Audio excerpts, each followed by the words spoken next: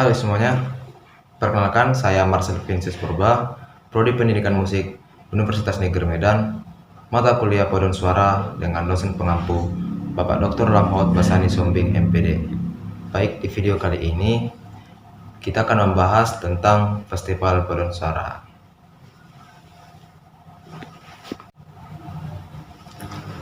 Oke, kembali lagi.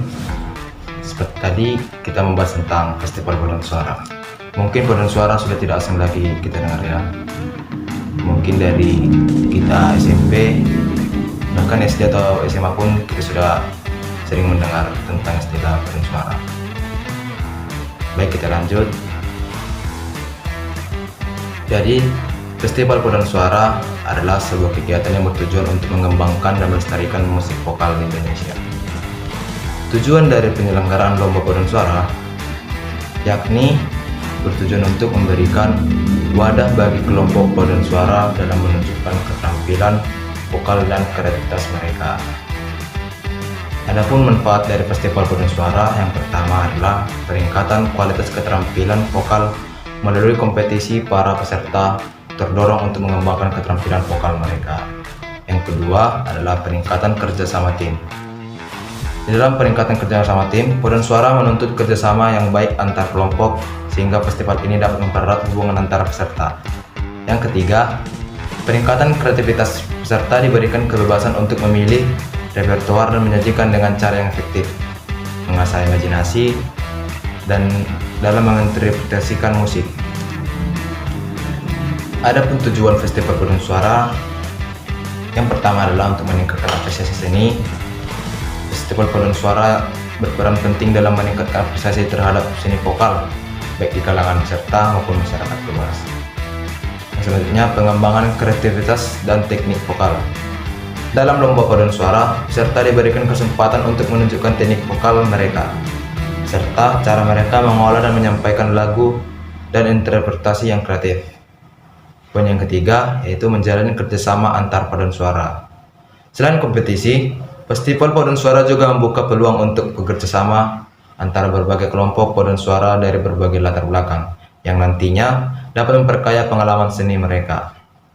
Yang keempat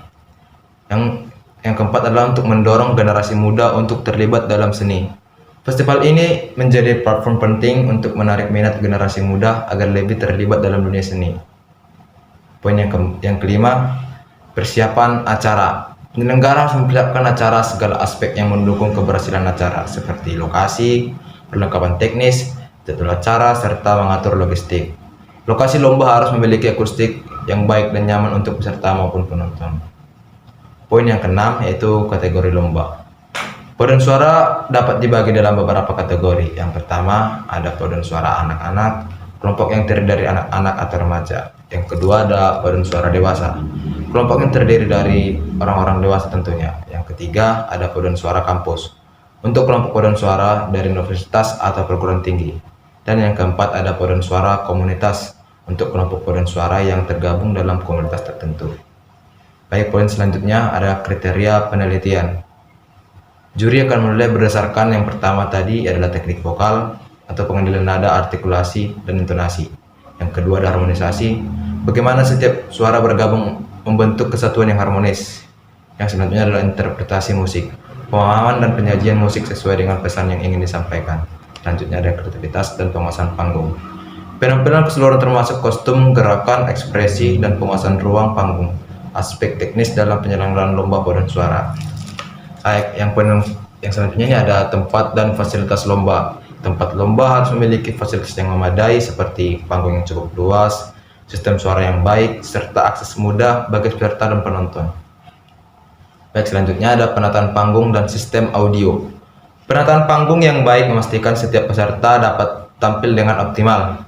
Sistem audio yang memadai juga sangat penting untuk menghasilkan kualitas suara yang jelas dan seimbang. Yang kedua ada pengaturan waktu dan durasi penampilan. Waktu yang diberikan untuk setiap kelompok paduan suara harus dipatuhi agar lomba berjalan lancar. Durasi penampilan ditentukan berdasarkan kategori lomba. Poin yang ketiga ada protokol kesehatan dan keamanan. Penyelenggara wajib mematuhi protokol kesehatan yang berlaku, terutama jika Acara melibatkan banyak peserta dan penonton. Poin yang selanjutnya ada dokumentasi dan siaran langsung. Dokumentasi acara penting untuk arsip dan promosi. Siaran langsung juga dapat dilakukan untuk menjangkau audiens yang lebih luas. Seperti contohnya mungkin orang tua atau orang-orang dekat ya. Oke, mungkin hanya yang bisa saya sampaikan. Jika ada salah kata, mohon maaf. Sekian dan terima kasih.